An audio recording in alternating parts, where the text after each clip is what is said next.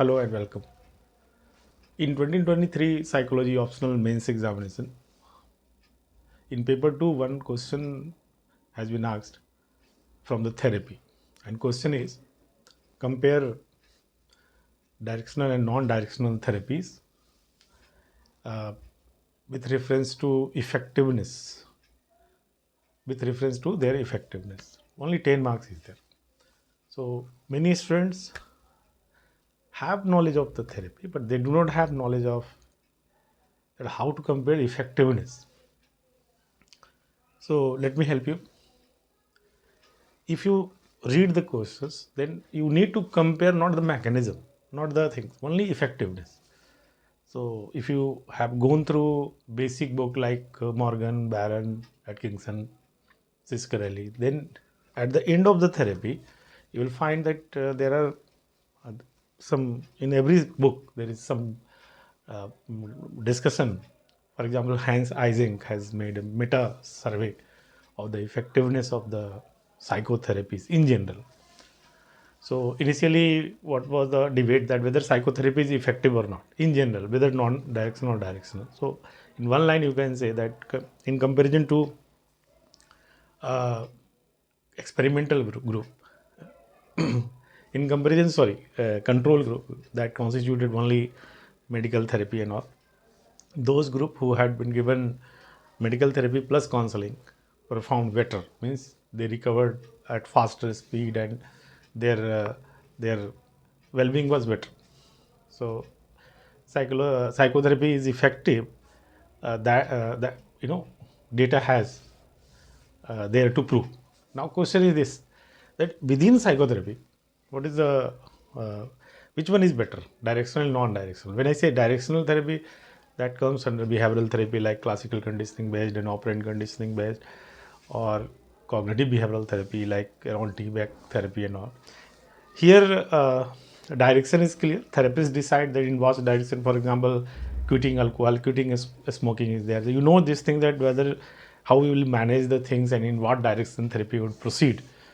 So theoretically also and practically also, direction is clear. The therapist is deciding that in which direction things should go, or how deconditioning will take place, CS and US deconditioning will take place. You know this thing from the beginning. Likewise, in operant conditioning, you know this thing, that whether what will be reinforced and what will not. Likewise, in around impact, you know this thing, that uh, through the out of discussions, you discussion will be focused on beliefs and to what extent that beliefs are rational, general beliefs about life. So direction is fixed. In comparison, non-directional therapies are those like Gestalt therapy or Rosarian therapy, or to some extent you can say uh, Freudian therapy. That there, in what there is general theoretical framework, but uh, uh, therapists would not push that you should go in that direction, you should follow this guidelines and all. Patient would discuss the way, the things the way he or she likes, and but that takes place within broader, for example, humanistic therapy, client-centered therapy and all.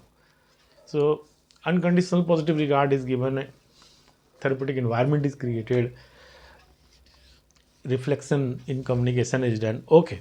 But in what direction that therapy would go, that is contingent upon uh, a patient, not therapy.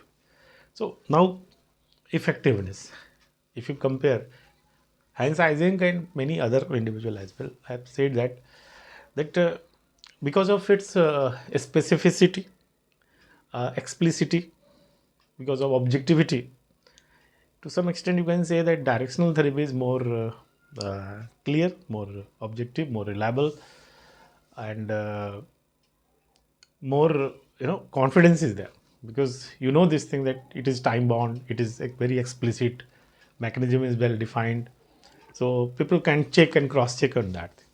And many research has it have been done, and impersonal approach is there, that scientifically anyone having knowledge can do this thing. So because of that thing, in comparison to non-directional, which is, you know uh, uh, takes place in a very broader way, and that does not follow a specific mechanism. So that we can say that it is more effective. I'm repeating, a specificity, explicitity, objectivity, all these things are more in here. But and time bound. But I'm telling that in many cases, things could be better in this way also. For example, person is washing hands several times in a day. He or she doesn't know why. Then, then psychoanalytical therapy and could work. For example, self-rejection is there. Person is always unhappy with himself, anxious. So, issue of self-concept could be there. Self-acceptance may be poor. So, Rogerian therapy could be good. So, it depends upon the nature of the problem. That in some cases, when nature is like that, then this could be more effective. And if nature is very behavioral, then we have cognitive behavioral therapy could be more effective. So this kind of comparison is should do that. But at the end, I have again I'm telling you that this is the nature that makes a distinction.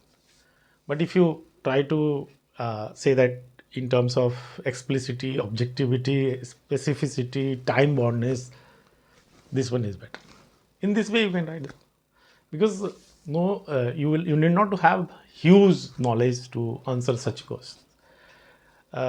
Few years back, I asked questions in my test series that is psychotherapy effective? So many students had said that, oh sir, this kind of question doesn't come in UPSC. Sir, give more, UPSC like questions.